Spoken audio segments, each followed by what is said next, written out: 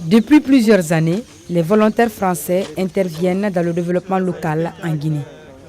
Présents dans tous les secteurs, ils viennent partager leurs expériences avec les communautés à la base. C'est le cas des structures comme France Volontaire, la Charente-Maritime Coopération, Guinée 44 et Bolivia Institut Soleil qui participent aujourd'hui à l'amélioration des conditions de vie des citoyens dans les localités de Bofa et de Kindia. Ces ONG œuvrent dans plusieurs domaines, dont l'appui aux communautés locales, dans l'entretien des pistes rurales, l'assistance aux coopératives d'extraction du sel solaire et la confection des cuiseurs à bois économe.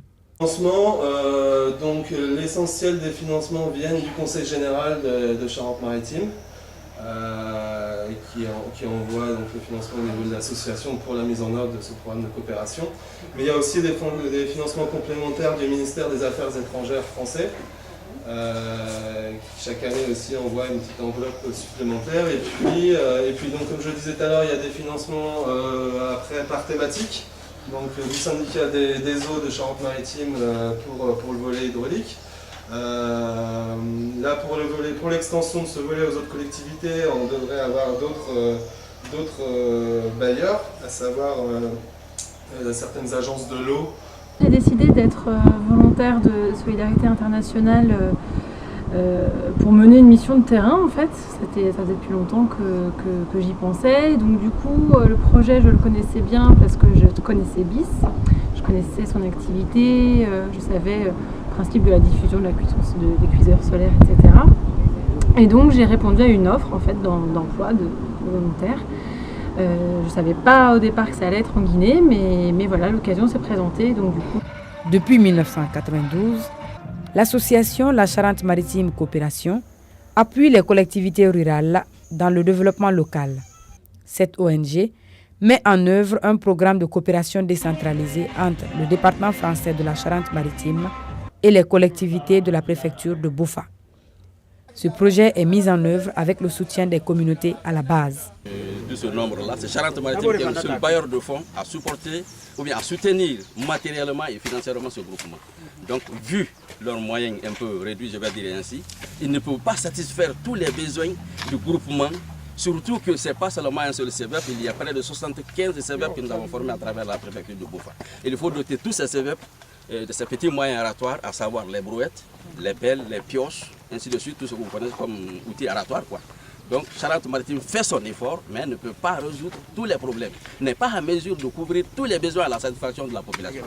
L'entretien de la piste rurale de Tamita avec l'aménagement d'un ouvrage de franchissement, la construction de 13 kiosques, d'un bloc de 4 latrines au marché central de Bofa, la construction d'infrastructures publiques avec un cofinancement à 70% de CMC et 30% de la partie guinéenne, ainsi que la production du sel solaire, sont autant de projets que la Charente-Maritime Coopération a développés dans la préfecture de Bofa. La Charente-Maritime Coopération nous a fait sortir dans l'ornière de Tamita. Avant, on n'avait qu'une seule maison qui abritait le bureau de la CR, le bureau de la sous-préfecture, le bureau de la commissariat, ainsi de suite. J'ai collaboré avec mes homologues, mes amis français, qui est représentant de la Charente-Maritime Coopération. Ils nous ont donné l'aval qui peut nous aider en pourcentage. Donc, les 30% revient à la commune. Donc, les 70% revient à la Charente-Maritime.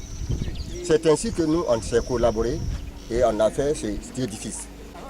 On a construit en l'an 2010 et équipé les chaises, les tables, tout est venu avec la Charente. En 2012, on avait fait le centre culturel. Donc c'est grâce à la Charente-Maritime Coopération que Tamita a sorti dans l'ornière. Aujourd'hui, toute la Guinée parle de Tamita, c'est grâce à la Charente. C'est Charente qui nous a aidé à faire finir notre collège et à faire notre direction.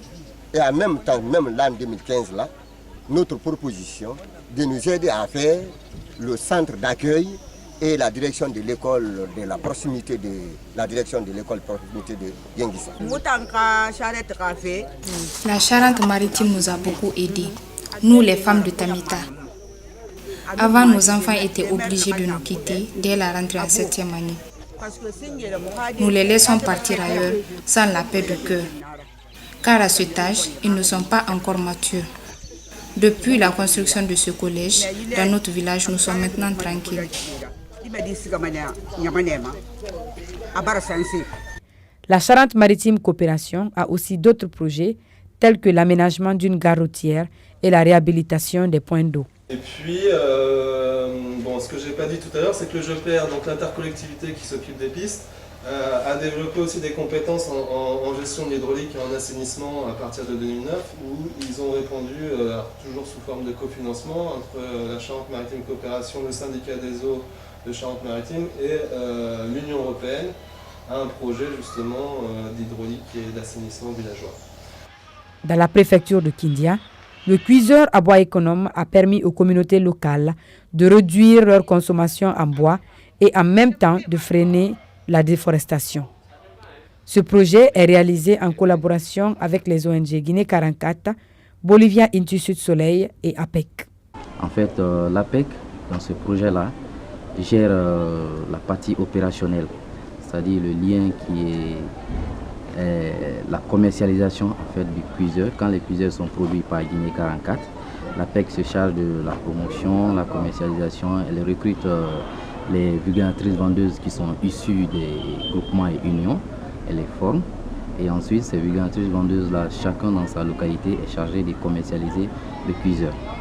Donc, Les missions principales pour ce projet 1, c'est faire des séances d'animation ou de sensibilisation, former les vulgarisatrices vendeuses, lier le rapport ou être ici comme un point focal entre les vulgarisatrices vendeuses et les PME qui produisent nos CBE. Ça, c'est une deuxième mission.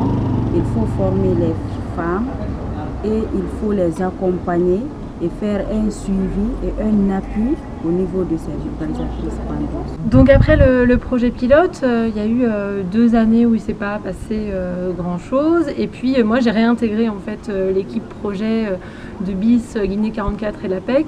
Équipe projet dans laquelle BIS n'est pas représentée de façon permanente puisque nous on est basé à Nantes et l'activité de BIS en Afrique consiste à mener des activités ponctuelles. Notre objectif c'est que le projet il marche bien et qu'après qu'on passe ici, les acteurs se débrouillent tout seuls en fait sans nous. Donc je pense qu'il y a une vraie autonomisation des porteurs de projets sur place. Nous on peut aussi apporter des modifications dans le cuiseur puisqu'on assure le transfert technologique des CBE. Donc ça marche bien.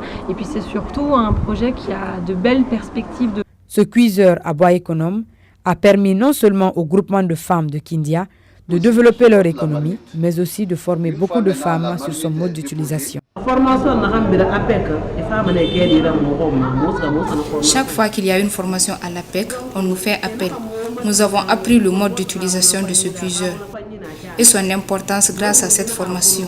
Nous avons compris que le CBE réduit les risques de maladies pulmonaires. La quantité de bois pour ce cuiseur n'est pas la même pour les anciens fourneaux. Nous avons aussi compris au cours de la formation que la quantité de bois utilisée pour ce cuiseur est minime par rapport à la quantité de charbon utilisée pour les fourneaux. Le CBE est expérimenté pour un début en Basse-Guinée et pour l'instant, les utilisatrices ne s'en plaignent pas. Avant, je cuisinais avec les anciens fourneaux qui consomment plus de bois. Actuellement, je cuisine avec le CBE qui consomme moins de bois. Je conseillerais à mes sœurs d'utiliser le CBE puisqu'il est économique.